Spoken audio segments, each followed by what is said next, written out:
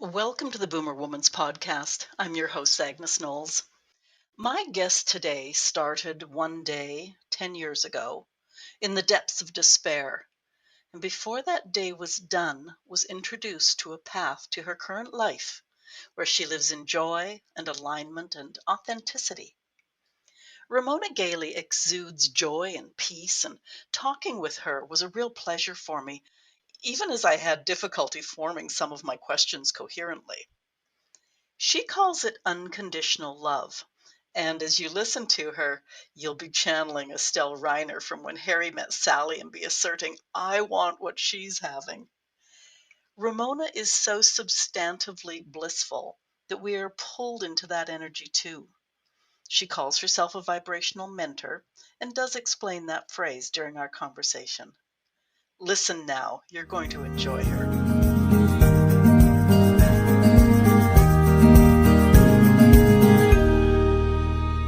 I'm going to start the intro for today's guest with part of her opening note to me. My beloved life partner of 24 years, Betty, died in my arms. This loss left me totally at sea and about to follow her. I was convinced that my only source of unconditional love had just left the planet, and I saw absolutely no reason to stay. Well, fate intervened, and spoiler alert, the information I started learning that day literally saved my life, and it all worked out. That's pretty powerful, and I will admit, created both surprise and puzzlement in me. Ramona was starting over at the age of 55, and she needed help. Sadly, the support in finding the internal guidance that she desperately craved was not available, not at any price. Those are also her words. I was interested, but I was more amazed that out of the depths of despair, a new direction, journey, destination was born. And seeing as how losing a life partner at this time of life is not unusual, I wanted her to share her story with you, my listeners. Ramona Galey, welcome to the Boomer Woman's podcast. Thank you, Agnes. I am so glad to be here, and I know we're going to have a great time. Well, after the shenanigans that went on before I clicked record, I'm quite sure we'll do all right. Ramona, I'm not sure there's a statute of limitations on consolement. Is that a word? So I'm sorry about the passing of Betty. Would you share with us as much as you want to your life with Betty and how the loss of your cornerstone opened the door on who you are and what you do today? Absolutely. Well, we were together for 24 years, and she was the absolute love of my life. And, what I wanted was a family. And being gay that many years ago, it wasn't so commonplace for anyone to think that you actually could have a family. And so when I found her and we clicked so well, and we were like two children at play almost all the time for 24 years. She was 20 years my elder, and we never noticed the age difference. And so we just had a wonderful life. We went gallivanting all around the world and worked very hard closely together and played closely together and loved a lot of the same things. Music especially is how we met, through music. And so it was one of those idyllic lives, one of those idyllic relationships. People would frequently say to us, "Oh, you have such a wonderful relationship. I hope I can find someone and be as happy as you two." And so when she passed away, I didn't have any spiritual beliefs, and I didn't have a God. I didn't have a church. I didn't have a belief of even where she had gone. I was very bereft. It's hard for me to describe from where I am now how I felt then. And I just felt lost, abandoned, and not even like, I was sad. Obviously, I was very sad. I was very upset, but it wasn't like I was depressed, it wasn't a call for help. I didn't tell anybody. I just literally, when you read my words back to me, and it's been, a minute since I've heard those words, since I wrote those words, and I think, yeah, it's really true. I saw no reason to stay. None. None. Would have been idiotic to stay. Like, why would you do that? And so I was preparing to leave, and the phone rang, and it was her best friend, Lordella. And Lordella said, I was crying, and I don't remember what I said, but I was talking about the rings that it's a long story, but we had lost these rings, these gold rings, and I was so upset about that stupid thing. And I was telling Lordella about the rings, and she said, "Wait, wait, wait, wait, wait, wait! You've got to stop thinking like that right now." And I said, "Yeah, well, maybe, but I don't know how. I feel like I'd been trying to control my thoughts, for 55 years, and had struck out, thoroughly." And so she said, "Well, have you ever heard of Abraham Hicks?" I said, "No, what's that?" And so she started telling me. And that day, it was like, they talk about AD, BC and AD for Jesus, like before the death and after the. Oh, That's where my life divides. That day, all leading up to that day was one life, and starting that day going forward was a completely different life. Just, just like night and day. And so that brought me to here. I was 55 then, I'm 65 now, and I lived this amazing, amazing life of trust and faith and love, but not the same kind of love that she and I had together. But what she and I had together was very human, and it was very beautiful, but it was conditional, because we're conditional beings. And my love now is unconditional. And it's my life is so full of joy and faith and trust and exhilaration and beauty and appreciation and all the things that I really was looking for and thought I had found to some extent with her. And I did, compared to my previous life, but compared to now, I mean, there's just no comparison. So I don't even remember your question, but anyway, I hope I answered it. So that brings you up to today. I mean, that's like the whole shebang right there from start to yeah. finish. Here I No, am. that sounds yeah great. And it's interesting too how you know I just call it the universe. The universe intervenes when it needs to. Apparently, it's pretty crazy. Absolutely. So there's a whole Absolutely. bunch of directions that I was going to say that we could go, but that I want to go. But Okay. in our correspondence, you talked about authenticity. Now, most midlife women have spent decades being what other people need or want them to be. They've been daughters, wives, mothers, Mm. friends, employees. Many of them have totally lost touch with their self. Now, I think I've heard you describe it as self-love. Can you expand on Hmm. authenticity? Yeah. So I love authenticity. I love the whole concept of it. I love talking about it. And the first thing I want to say is I want to make it really clear that when I talk about authenticity, I don't mean honesty. Some people assume I mean honesty. And I can tell you, I was the most honest person in the entire world. I was the most direct. Some people called me blunt. I would not pull any punches. I wouldn't lie about anything. I wasn't. I would be quiet if I needed to. I mean, I wasn't rude, but I was always honest. But I was not authentic because I was doing exactly as you just described. I was trying really hard to be good. I was trying really hard to be right, to do what I was supposed to do, which I thought was growth. I was very growth oriented and I was very service oriented, but not in a an abundant way. It was in a sacrifice way. And so, if somebody needed something, I would be there for them. A friend, not just a stranger. I was very selective and who I hung out with because I didn't know how to protect. I needed to protect myself from others. And so from there to authenticity, which if I was going to give a definition, my definition for authenticity is the ability to be seen, the comfort and the ability and the actual joyfulness of being able to be seen for who we truly are, to stand in the face of anything, of disrespect, of suspicion, of questioning, and say, no, I'm who I am. And I love myself and I know that I'm good and I'm able to be seen because I'm confident in what you're going to see. So inauthenticity would be that bit of fear of not really being willing to look deep inside ourselves to find out what's there, for fear that what we find there isn't good enough. So authenticity is knowing that it is good enough, that I am good enough. The ultimate I am. I am. Just like you are. We are.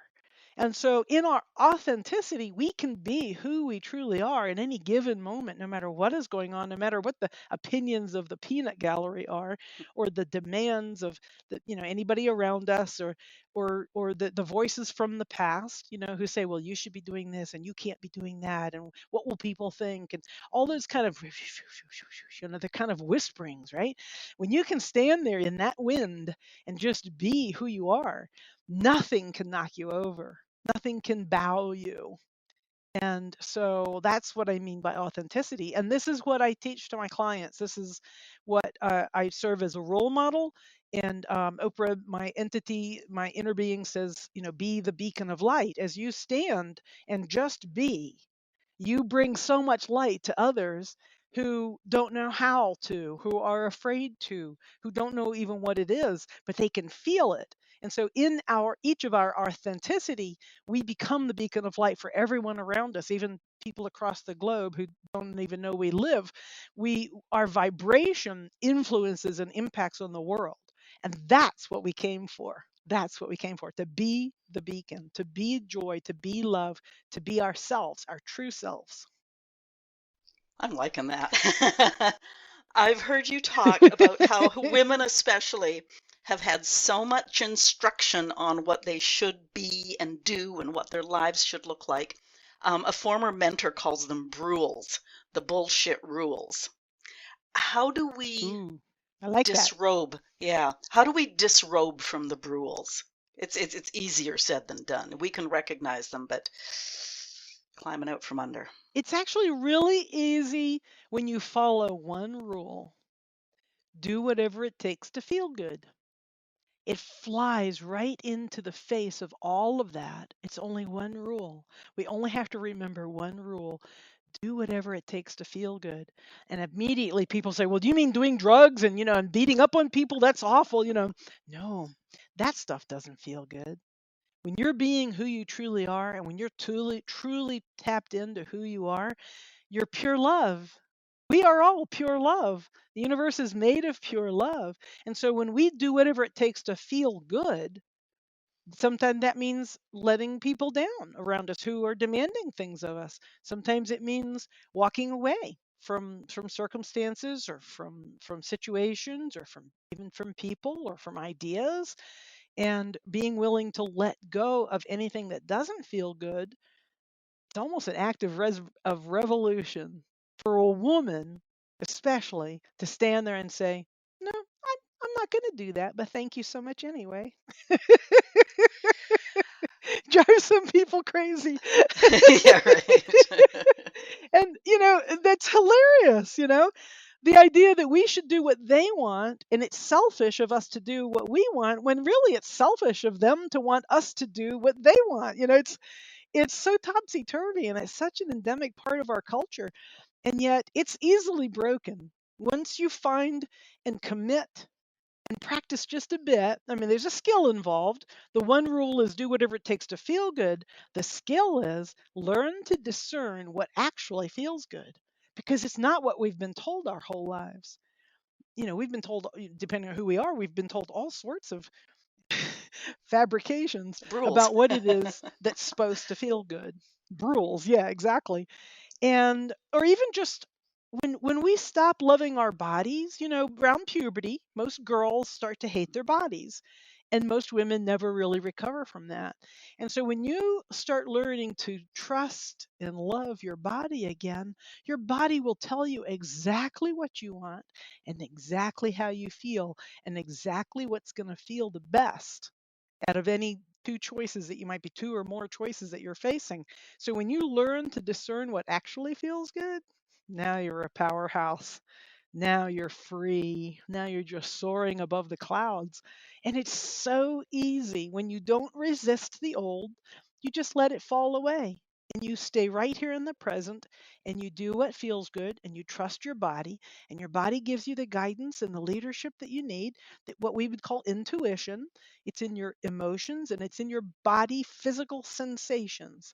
And when you tap into that, and once you've felt unconditional love, once you've felt that in your body, in your cells, in your breath, there's no stopping you. There's no stopping you. Ooh. I have to think about that one just in terms of it's still, I think, easier to say than to do. And do we have to find, I don't know whether the word is space or time, to really lean into whatever we're feeling and how we Yes. are reacting?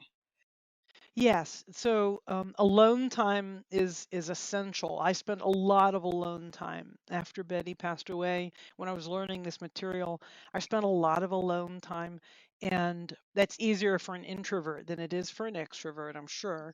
I'm consider myself an ambivert, but I lean more towards introvert by a long shot. And so, yeah, time and space to really start feeling who we are. And I'll tell you what, that reference that you read of my writings that I couldn't find what I needed. I started my very first career was as a professional classical trumpet player. And I went to Peabody Conservatory, which is in the United States, and I was very accomplished.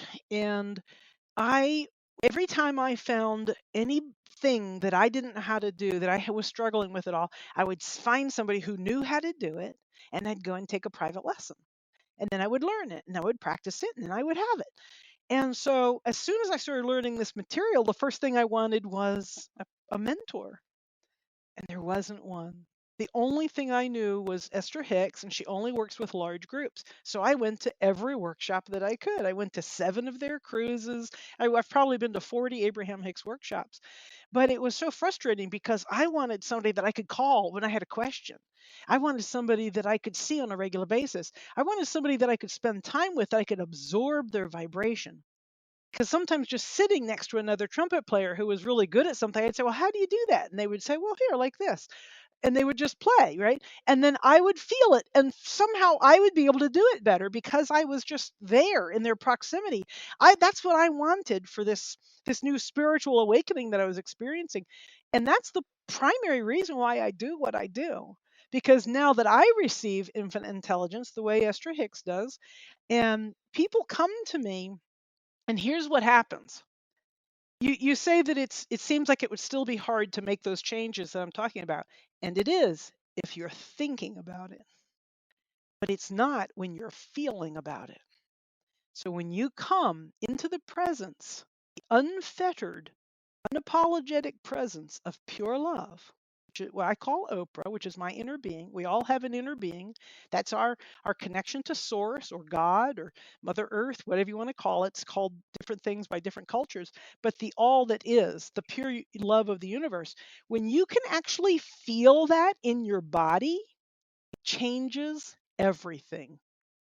Everything else starts to fall away because there is a knowing. You're no longer trying to decide or strategizing it or analyzing it or weighing it. You feel it. When you feel it, it's a game changer. It's an absolute game changer. And it becomes not hard at all. Not work. There's no homework.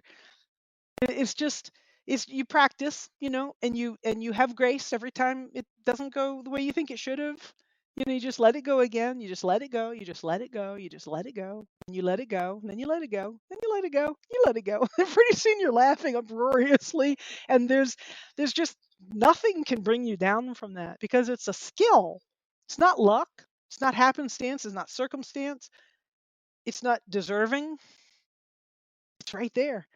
The skill to feel, to remember how to feel pure love. Because we're born knowing. We know exactly what we want and how we feel when we're born. Pinch a little kid, they'll cry, they'll kick. No! When we lose that, where that's conditioned out of us, especially for women. Sit down, shut up, be quiet, be seen and be not heard. Just be pretty. Don't be anything but pretty. You know, all of that just falls away. It just falls away in the presence of unconditional love, which we all have. Every single person on the planet has it, and I can show you how to tap into it. I can help you feel it. You can feel it. You're not thinking about it anymore. You're feeling it. Big difference.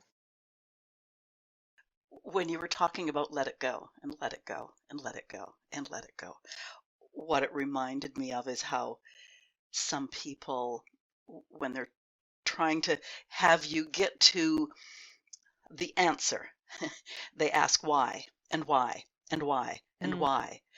But I think I really like your let it go, let it go, let it go. And yeah. just, Why is a thinking question. It's a very yeah, upstream, out of alignment question. It always takes you away from the truth.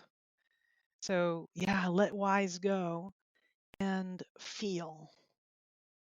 Once you've done it even just a couple of times, this is not a new skill. We know this deep in our hearts, deep in our cells. We know this in the very marrow of our bones. We know this.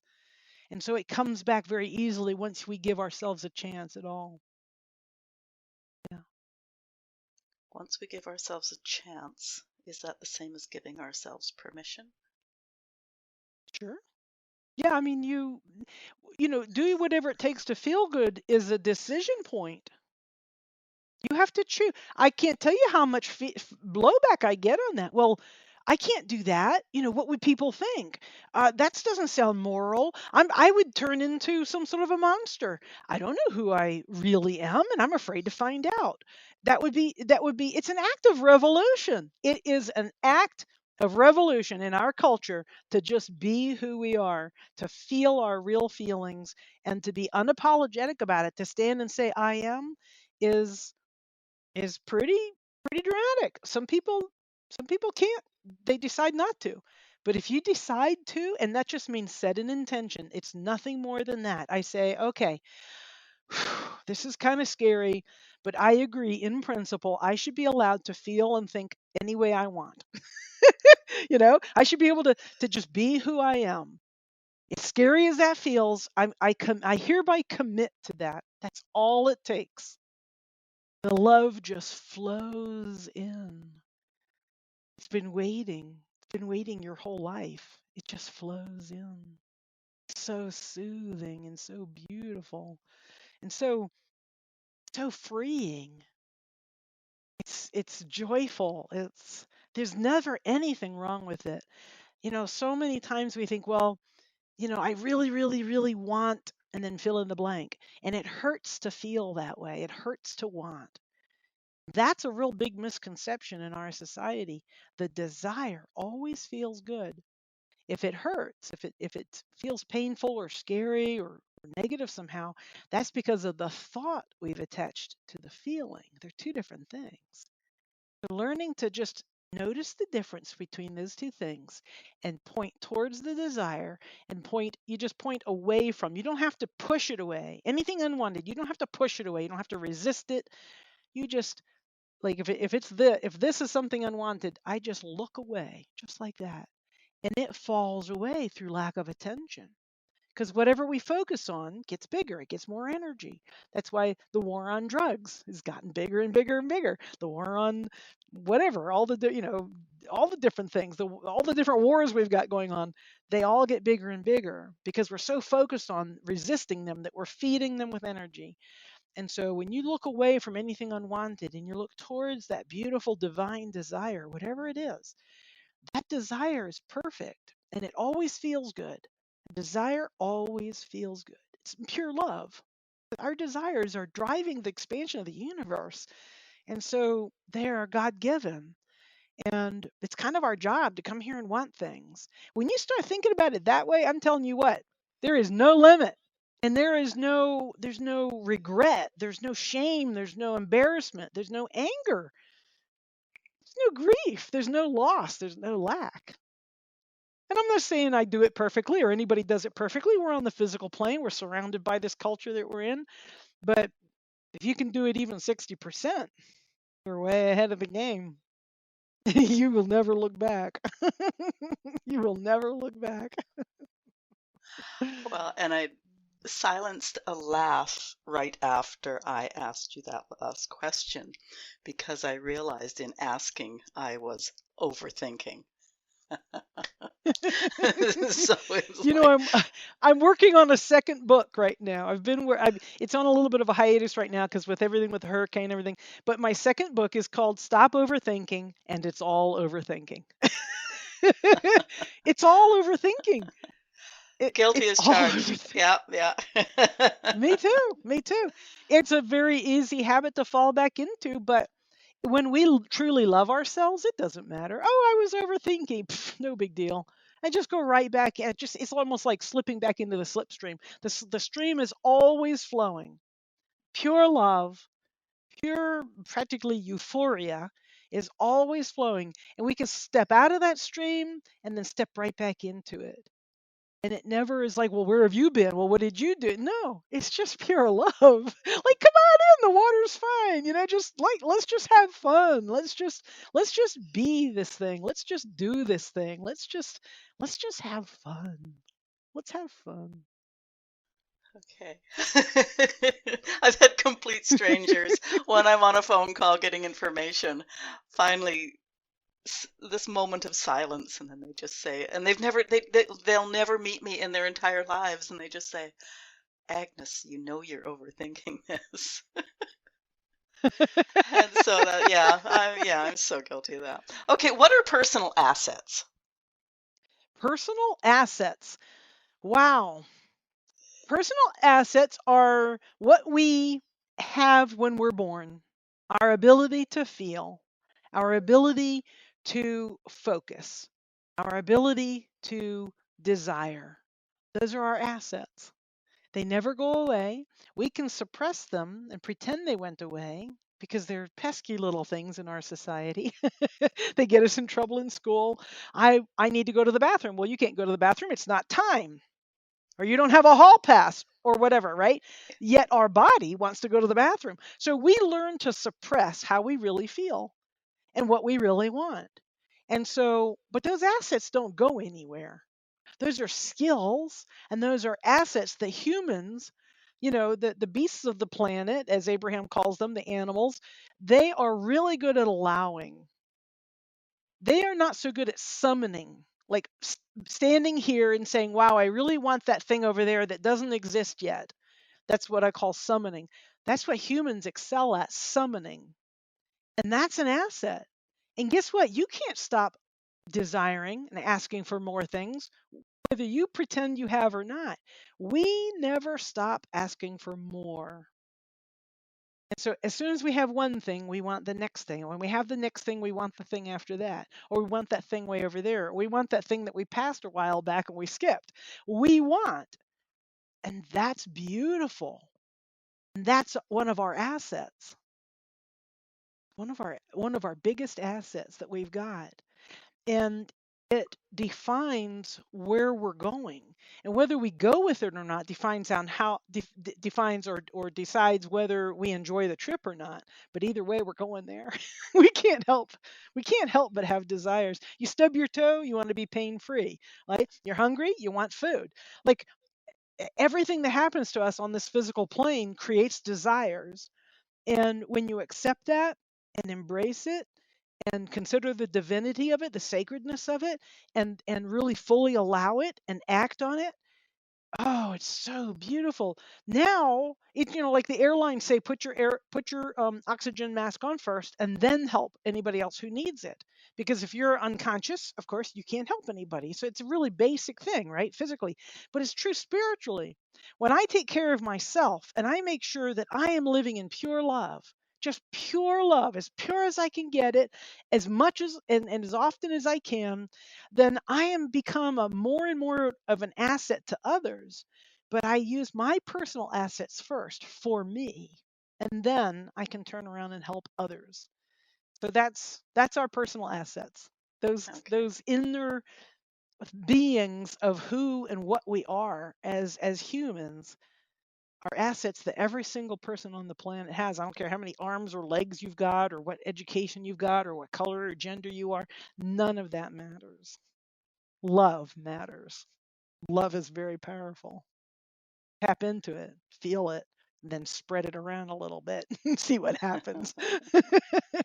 So I do have a follow-up here, but you remind me of, and it's a line from a Barbra Streisand song that I use relatively regularly. It's like, Ooh, I don't want much, I just want more. So yes, I love it. I didn't know that line, but I love it. I don't want much. I just want more. Yeah. I love it. Okay, so I think I got this off your website. You help people find their purpose and reclaim their brilliance to leverage their personal assets into success, even if they think they don't have any personal assets. You've told us about personal assets. Now define success. Success is feeling good. Success is being who we truly are.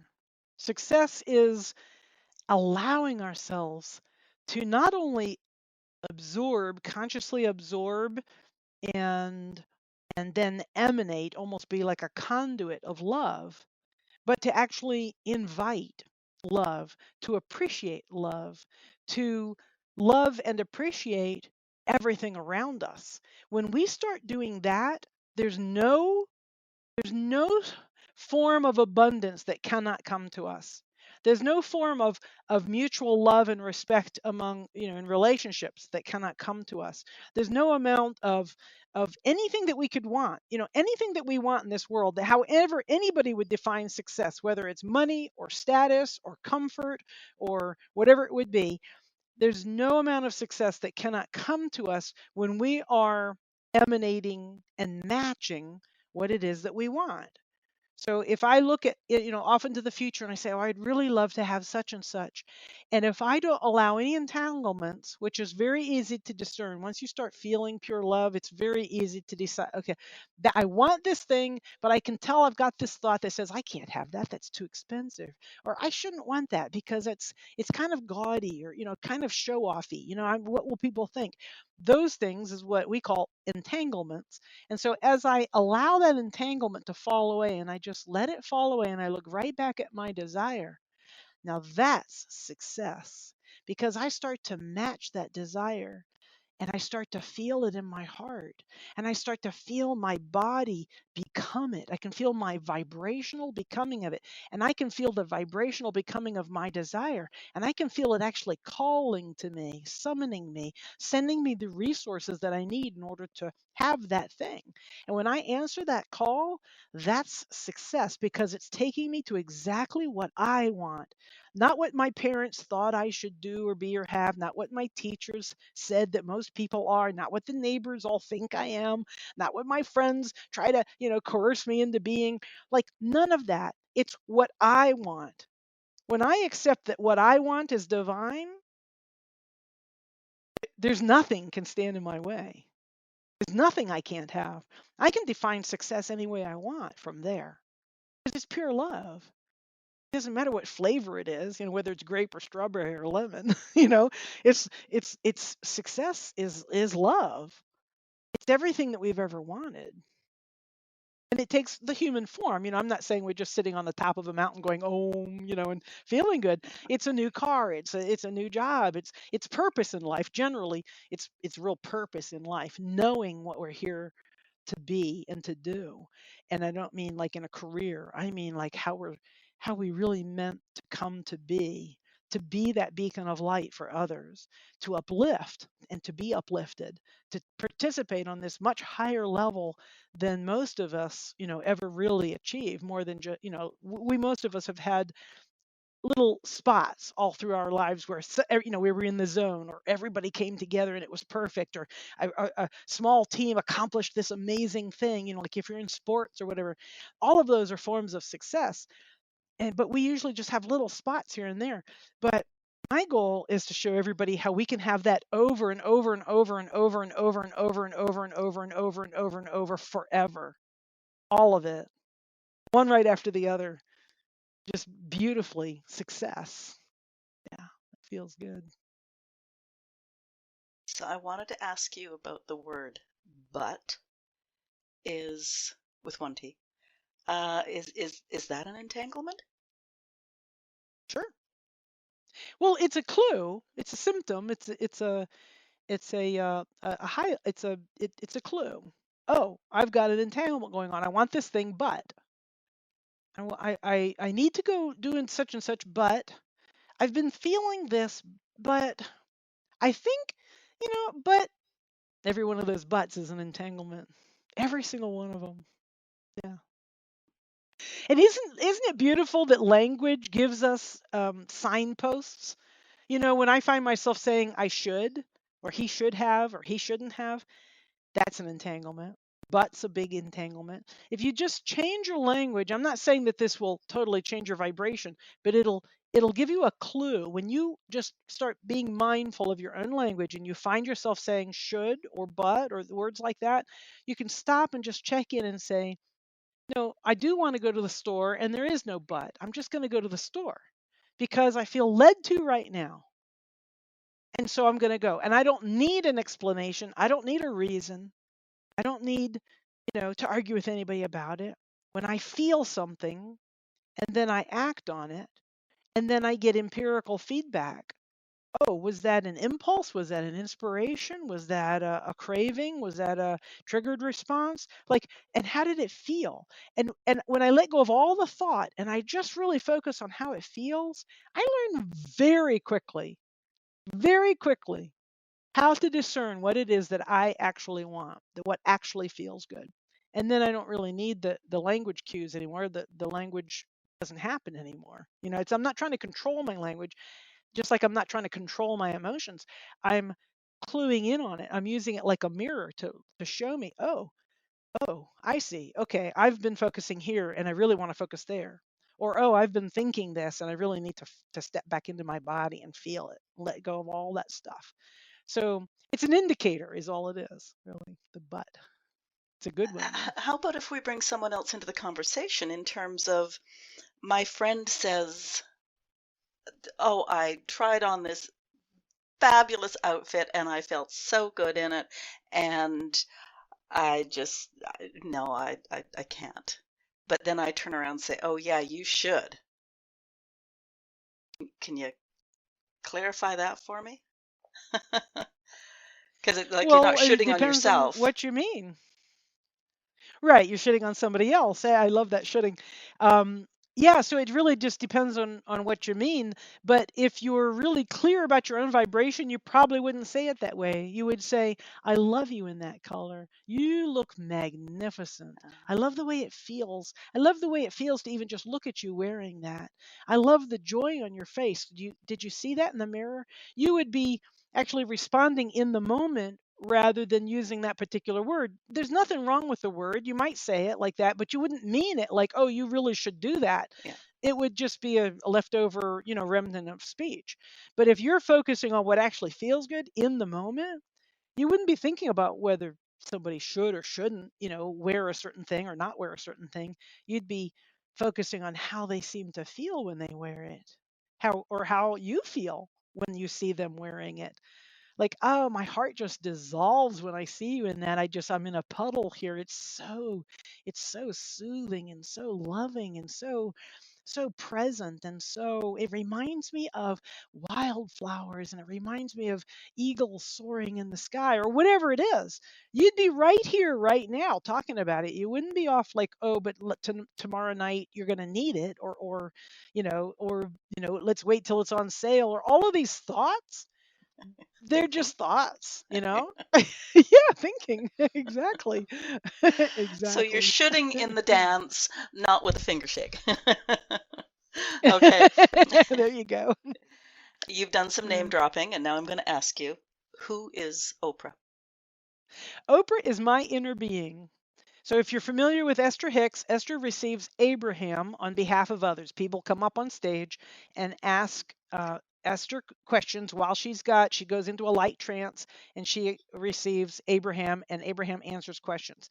And so when I had been listening to Esther for about 5 years, and then there was a moment where all of a sudden I realized I was going to be doing a similar thing. And so my inner being came forth and announced that their name was Oprah. And I said, "There's no way in heck I'm going to tell anybody I'm receiving like Oprah Winfrey, right?" And they said, "No, it's not Oprah Winfrey." And I said, "Can I spell it any way I want?" And they said, "Yeah." So that's what Oprah is. Opra, Oprah. And it's the name that they chose for themselves. It's based on a joke. And I go into a light trance. People start asking me questions, and Oprah gives me the answer that then I have to translate into words. So they are truly of the non-physical. They don't have words. So they send me information whether it's sometimes it's visual, but it's just kind of a knowing. And then I figure out how to put that into words and I say it back to the people. But sometimes a client will say, "Oh my gosh, that's straight out of my childhood," or something that I will have said. How did you know that? And Oprah always answers the same way. Your inner being told us. We told Ramona. Ramona figured out how to put it into words and then told you, which for us humans, we're so verbal and we're so smart and we're so caught up in our thinking. It's so much easier for us to hear words coming from another human than it is for us to go inside ourselves and go into a meditative, contemplative state and then ask our question and then receive the answer and understand the answer and come out of that and go act on it. It's much easier for me to ask you as a human, well, should I do this? Or how am I feeling about that? Or, whatever the question is. And so when Oprah can give them that information that they're seeking, and they don't give any more than what the person has verbally asked for. I mean, there's some data downloads going on sometimes, but it's always what's requested. So Oprah can sense the clients, maybe summoning this way and that way and this way and confused about this and upset about that, but in alignment here and in alignment. And so they sense all of that, but they only answer the question that's asked because that's all the person's ready for in that moment. So they don't just spew, the secrets of the universe all the time. They answer humans specific questions. And it's extremely helpful because you can feel the unconditional love coming from them the whole time too, which makes it a lot easier to hear the answer. Usually the answer is something that we already kind of know, but we've been resisting out of fear or whatever reason. So when you hear Oprah say it to you in pure love, you can go, oh, yes. Okay, I totally get that. I totally get it. So that's who Oprah is. It's my inner being. It's my connection to source, God, you know, uh, infinite intelligence, all that is, Mother Earth, Father Sky. Every culture has a different name for it, but it is pure love, and it's my inner being. And that's their name.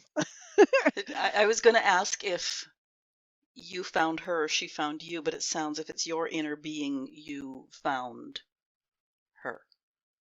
I've always had Oprah. We all of us have an inner Yeah. But being. That's basically our connection between our physical self and our non-physical self. It's our connection to source. It's where our intuition comes from. It's where our guidance comes from. And most people don't name that part of themselves. It's just, and the only reason that my inner being got named was so that other humans could talk to them. We call them a them. Well, and that's actually I got notes here, and I said when Oprah, because I've heard you, I watched a video when Oprah speaks of her reality place, and I don't know what to call it. She uses the we pronoun, and you call her Yeah. they. And I was going to ask if it was plural or genderless. Yeah, plural, not genderless. Well, yes, genderless also because they're non-physical, but that's a direct reference to the plurality of them. And what happens is anytime a client is summoning, I feel Oprah respond to the summoning. The way Ramona the human, I don't feel it. I'm not sensitive enough to feel it. But when I'm in direct connection with someone and I've brought in Oprah and then they want to know, for example, early on, I had several clients that would start talking and then get, kind of overwhelmed, emotionally verklempt and say, well, what I really want is to feel loved. My mother didn't love me, and I've never felt love. I just want to feel loved. I want to feel lovable, some version of that. And so Oprah would flood them with love. Well, Oprah can't do that on their own. They're out there, they're not physical. So they had to do it through me. Well, so I would be like, like having trouble breathing, and trembling and crying. And, because I had never felt that much love before either, so my vessel gets bigger and bigger and bigger every time I serve as the conduit for all of this just tremendous amounts of love. And I've changed quite a bit over the last 5 years as a direct result. So that plurality means that when that person is summoning, whatever they're summoning, Oprah answers. So that means all of God, all that is, the entire universe answers, comes together, and then comes through and answers the question. And so is that 5? Is that 10? Is that 1,000? Is that a million? There's no way to measure it. Because there is no separation, so there's no difference between different, so-called entities or personalities or thought processes or beings or, however you want to call that. There is no separation. So how many are there? There's more than one. That's all I can say. And I don't have any sense. I get the sense of Oprah kind of getting bigger and smaller,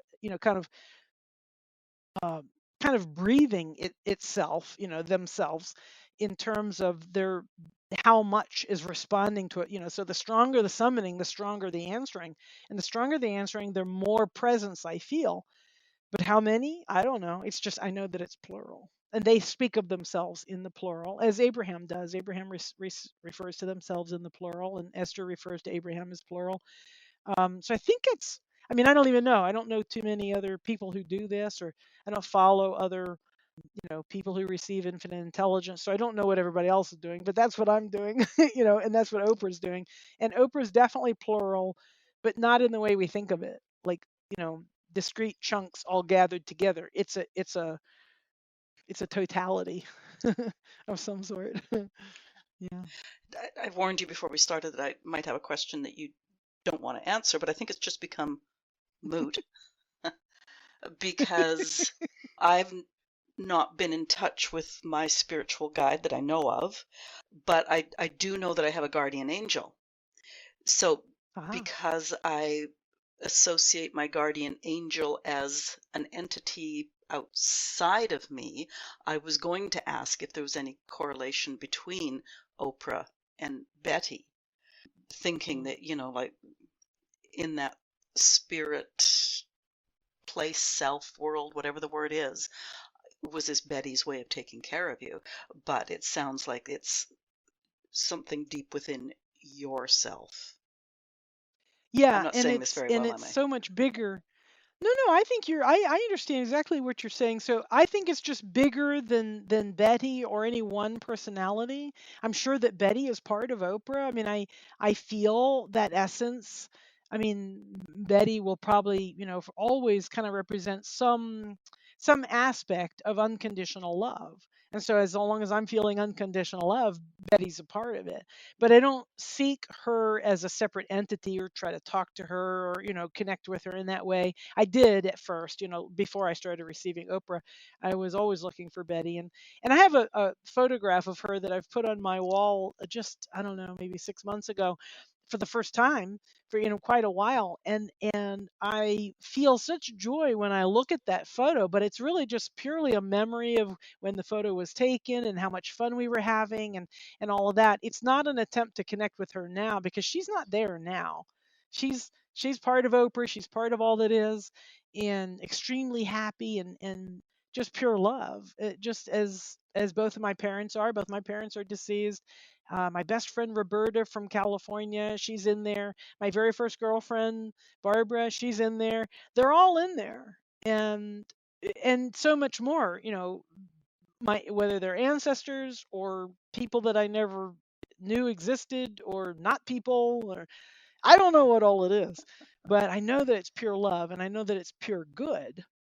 And so, yeah, I don't know if I answered your question or not, but I tried to. Well, yeah, and I mean, it was one of those random sort of mishmash, I guess. What is Yeah. Blissipline? Ah, yes. Yeah, so Blissipline is the commitment to focus only on that which feels good. That's all that means. So instead of discipline, which is of course forcing yourself to do things you don't really want to, for to prove something or to gain something or to satisfy somebody else. Instead, Blissipline is the art of focusing only on that which feels good. Just like you would focus a camera, you would choose your subject, you'd get it in a certain focus, and you'd take the picture. So we can do the same things with our focus, only we're encouraged not to. So it's a skill that I teach, how to focus on this instead of that. Why would you focus on this instead of that? Because this feels better. That's the sole criteria. It goes along with do whatever it takes to feel good. I've got 2 options of things to look at, or I've got 10 options of things to look at, to focus on. I'm going to choose the one that feels the best. I'm not going to watch the news. I'm not going to participate in a political discussion. I'm not going to sit around and complain or criticize people, because none of those things feel good. So when I focus only on that which feels good, I mean love, I mean joy, I mean successful expansion, whatever that means to us. That means contribution, it means purpose, it means mission, it means just sitting around being lazy one day and just taking it easy. It means whatever it means, but the commitment to focus only on that which feels good goes along with that one rule: do whatever it takes to feel good. And I highly recommend it. If you haven't tried Blissipline yet, I highly recommend that you at least experiment with it a little bit. It's so much better. It feels really good and you get great results. Great results. Well, I'll be pleased to say that I do have my moments of Blissipline, so that's great. Good. Yay! Okay, my last question. What are pitfalls at the peak? See, I'm just pulling things off of your your website and your profile and stuff. You've been a busy girl. So Pitfalls at the Peak is a presentation that I do, and I guess you'd call it an ebook that I put together. So when we start down this spiritual path, when any of us have like a spiritual awakening, and we say, "Oh, this old way just hasn't been feeling good. It's been feeling worse and worse and worse, and all of a sudden I've had this spiritual revelation of some sort. Maybe I've started meditating, maybe I've started doing yoga, whatever it is." And we start feeling better as soon as we start putting our focus towards things that feel good. We start to feel better. We start to relax. We start to lose the anxiety and the worry. And we start to say, wow, what a beautiful world I live in. And I might start practicing appreciation. I might start telling vortex stories. I'm hanging out with other like minded people. Things get better. And then typically, not for everybody, but typically, and certainly for me, typically we kind of start to go, okay, I was on this trajectory. Everything was getting better and better and better. And now what? I feel like I'm stalled. I feel like I've hit a glass ceiling. I feel like I'm blocked by something. I almost feel like I'm going backwards now. I knew all this stuff and I felt great. And now I'm starting to lose it. Most of us go through some form of that. And so I call that pitfalls at the peak, because we've reached this glorious peak in our lives and we're going, wow, I can see so much farther, and the sun is so bright here, and the wind is just perfect, and the smells, and but I want to be over there. I want to be at that peak or that peak or whatever, right? So we get to this level of frustration that says, I want so much more than this and I don't know how to get it. And the tools that got me from where I was to here don't seem to work anymore. A simple meditation just doesn't enliven me the way it used to. Going down to volunteer used to feel really good, and it just doesn't anymore. But I keep trying it because that worked. So it's all about, there's a whole nother set of skills, a whole nother perspective, the main skill is to not hold on to the previous process or technique or habit that we developed that got us from there to here, because the universe is always expanding. You're always expanding. I'm always expanding. Everybody around me is expanding. So every time we try to glom onto, like, okay, this is what works. This is it. This is it. I've got 1, 2, 3. I've got a recipe. I'm gonna put it on a card and laminate it and put it in my pocket. And from now on, that's what I'll do. You've expanded beyond that. The universe is moving on, and you're moving on with it. And so the old no longer suits. The new is some similar to the old, but it's different. And so from this peak, as we face what we fear, which is that we can't go any further, and we want more than we've ever wanted before in our lives, and we're afraid we can't have it. Right at that moment, that is where a lot of my clients come in that moment right there, because I've done this much on my own And now what? Because from here I don't know where to go, because I've got all the Abraham techniques, I've got, meditation, I've got the vortex stories, I've got the placemat process, I've got the, whatever. I've got all this stuff. I know how to do it. I felt a lot better. Things were going well. And now I don't know what the heck. I don't get it. So that's where there's a whole set of kind of, they're not really different skills. They're just kind of a different application of the same skills, really. But that's why I call pitfalls at the peak. This you're trying to do the old skills that are new. The new old skills, the old new skills, however you say that, the skills that I just learned that work so well, but now don't seem to work. They just need a little bit of a refinement, a little bit of a reframe, and a lot of unconditional love. So yeah, that's how you get from that peak to the next peak, and the next and the next and the next. I love the way you threw in a couple more phrases there, but we could be here for 2 hours, but I won't do that. I got the time. I've rambled around a bit. We've rambled, or at least I've asked you to ramble, put it that way. Is there anything we haven't talked about that you want mid-age women to think about, to remember? Oh, I used that think word, I didn't would, I? I apologize. yeah, no, it's okay. That's okay. Because, I mean, we have brains. They're beautiful brains. They're magnificent brains. There's no reason not to use our brains. It's just that the brains aren't rightly in charge. We tend to try to think that our brains are in charge. Our brains are here to protect us. Our brains only know the past. So that's why there's all that negative thinking that all of us are typically subjected to, that we start to realize, oh my gosh, I'm just so, I don't seem to be able to break out of this negative thing that I'm in. And so our hearts are connected to God. Our hearts know the future. They know without words what the future holds and where our guidance is taking us. And our guidance knows exactly how to get us through this generally, typically circuitous route to exactly what we want. Our brains are going to want to say, I want to go a linear, job just from right here to right there, based on everything that I know from the past. So that's the only thing about the brain. They have their place, but we tend to put them above the heart, and really it should be the other way around. The brain really is in a protective stance to protect us, and that's lower, subjective to the guidance, right? So if you're an older woman, and by older I mean just mature enough to really start to be, and that happens for us at different ages, right? Anywhere from probably 35 to, for me it was 55. But so, wherever we are in our life and we're starting to think, you know what, there's got to be more to it than this, or oh boy, what I'm doing these days just isn't working, I'm not sure where to go from there. The thing that I would say to anybody in that place right now is start now. Don't wait. Don't wait. Start right now. Right now, you can take 2 deep breaths. It will bring you right into your body, right here, right now, and feel the tingling, feel the presence, feel the emanation. This is who you really are.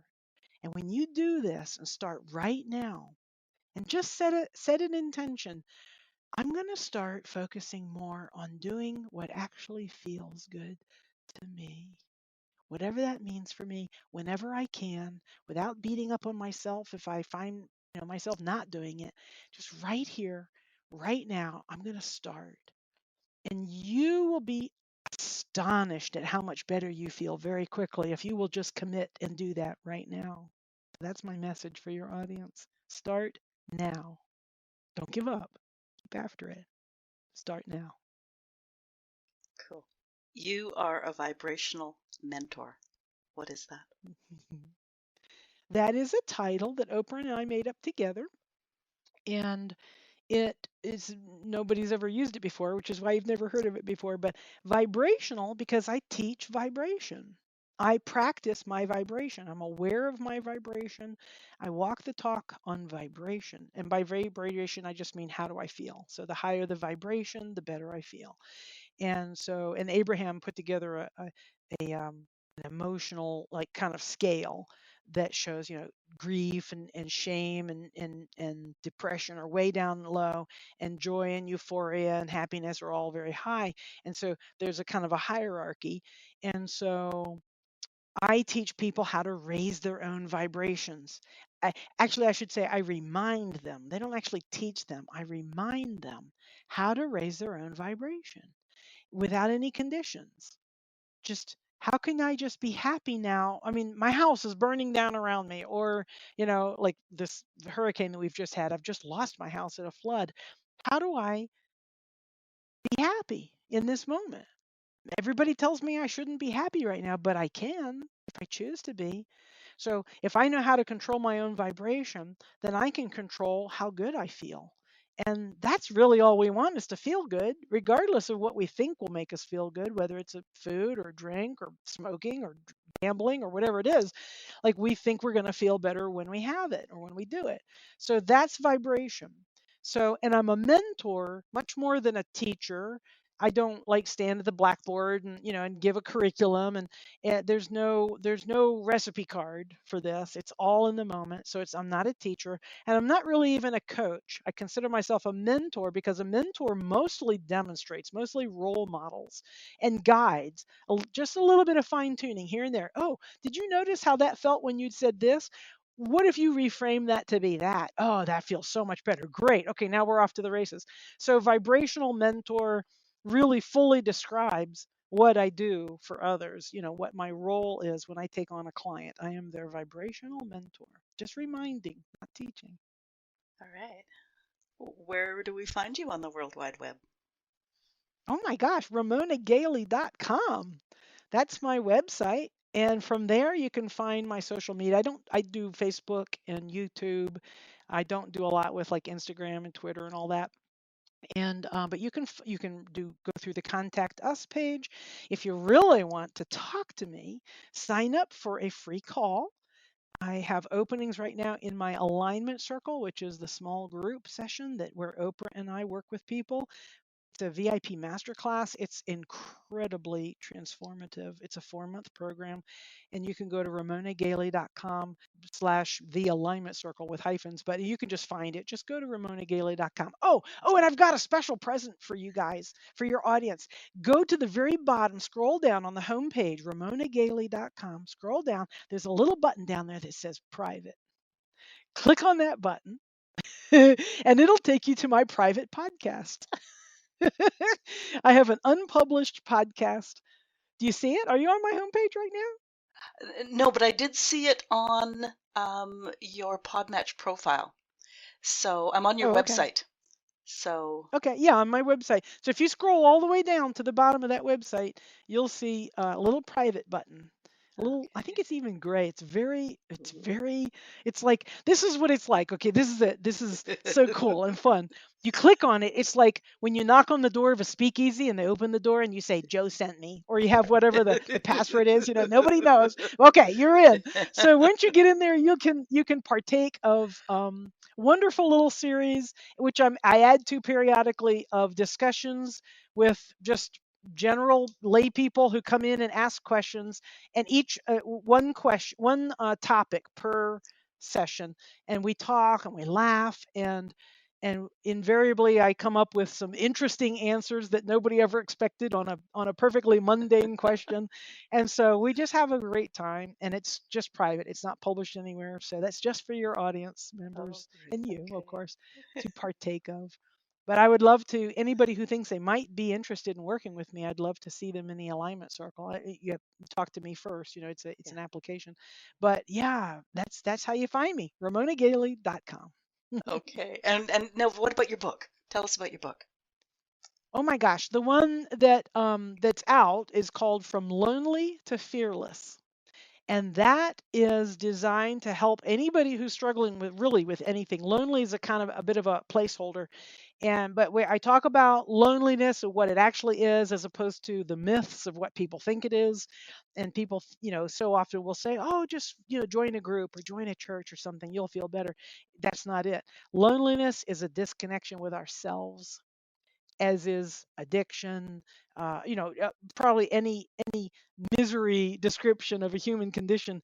It's a disconnect with ourselves. So it is chock full of case studies and simple exercises on how to get reconnected with yourself.